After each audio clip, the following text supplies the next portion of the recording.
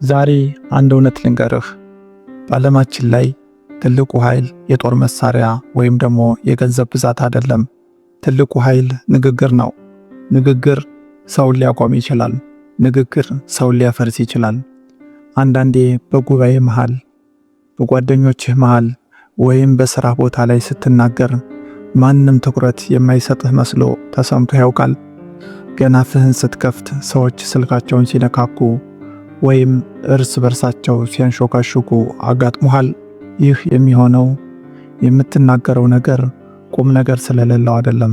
ንግግርህን ክብደት የምትሰጥበትን ጥበብ ስላልተጠቀምክበት ነው።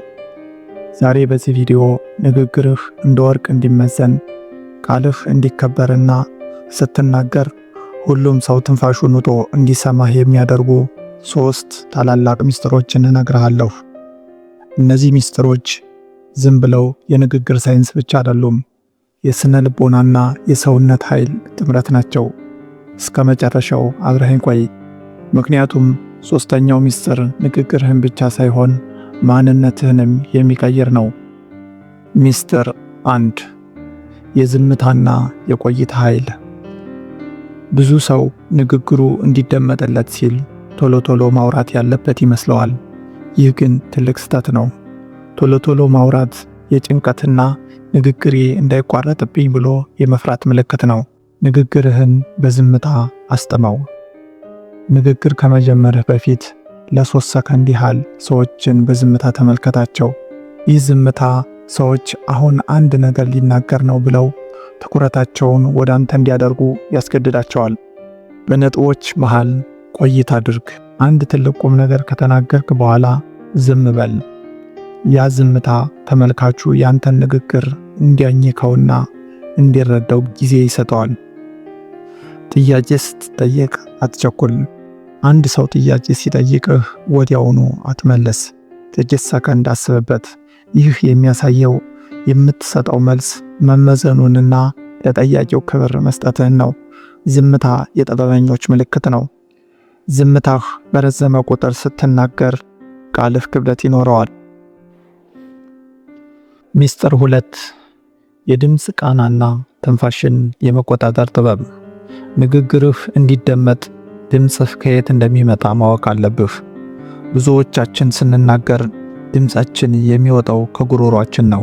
ይህ ደግሞ ድምፃችን ቀጭንና የሚንቀጠቀጥ እንዲሆን ያደርገዋል። ከደረትህና ከወድህ ተናገር። ሳይንሳዊ ጥናቶች እንደሚያሳዩት ሰዎች ዝቅ ያለ የድምፅ ቃና ያላቸውን ግለሰቦች ይበልጥ ያምናሉ፣ ያከብራሉ። ድምፅህ መረጋጋት የተሞላበት ይሁን። በኢትዮጵያ ባህላችን እንኳ አትጩህ የሚባለው ለዚህ ነው። ጩኸት ድክመትን ነው የሚገልጸው፣ መረጋጋት ግን ስልጣንን ያሳያል። ትንፋሽህ መቆራረጥ የለበትም። ንግግርህ መሃል ላይ ትንፋሽህ አይቆራረጥ። ጥልቀት ያለው ትንፋሽ ውሰድ። አላስፈላጊ ቃላትን አስወግድ። ማለት ልክ ነው የሚሉ ቃላትን በንግግር መሃል አታብዛ።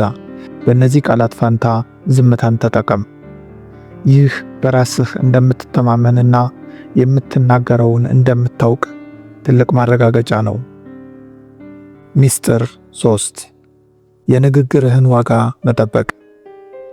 ይህ ከ3ቱ ሚስጥሮች ሁሉ ትልቁ ነው።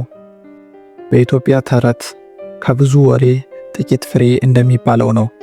ንግግርህ እንደ ሳንቲም ነው። በየቦታው ከበተንከው ዋጋ ያጣል። ቆጥበህ ከተጠቀምክበት ግን ውድ ይሆናል። ሁሉንም አታውራ። በማንኛውም ስብሰባ ወይም ወሬ ላይ መጀመሪያ ተናጋሪ አትሁን። ሌሎች እስኪያወሩ ጠብቅ። ሁሉንም ሰምተህ መጨረሻ ላይ የምትናገረው አንድ አረፍተ ነገር ከሌሎቹ ሺህ ቃላት በላይ ክብደት ይኖረዋል። ቀጥተኛ ሁን። ጉዳዩን ለማስረዳት ዙሪያ ጥምጥም አትሂድ። ነጥቡን በግልጽ ተናገር። ሰዎች ጊዜህንና ጊዜያቸውን እንደምታከብር ሲረዱ ቃልህን በአክብሮት መጠበቅ ይጀምራሉ። ክብርህን ጠብቅ። ሰዎች ንግግርህን ሲያቋርጡህ በዝምታ ተመልከታቸው እንጂ ለመጮህ አትሞክር። ዝም ብለህ ስታያቸው የሰሩትን ስህተት በራሳቸው ይረዱታል። ያኔ ስትቀጥል ከመጀመሪያው በበለጠ ትኩረት ይሰጡሃል። ንግግርህ ስጦታህ ነው። ለማይሰማህ ሰው አትስጠው። በመጨረሻም ወንድሜ ንግግርህ ያንተ ማንነት መስታወት ነው። እነዚህን 3 ሚስጥሮች ዝምታን፣ የድምፅ ቃናንና የንግግርህን ዋጋ መጠበቅን ከተጠቀምክ ሰዎች አንተን ለመስማት ወረፋ ይይዛሉ። ይህን ዘዴ ዛሬውኑ የመጀመሪያው ሰው ሲያገኝህ መለማመድ ጀምር።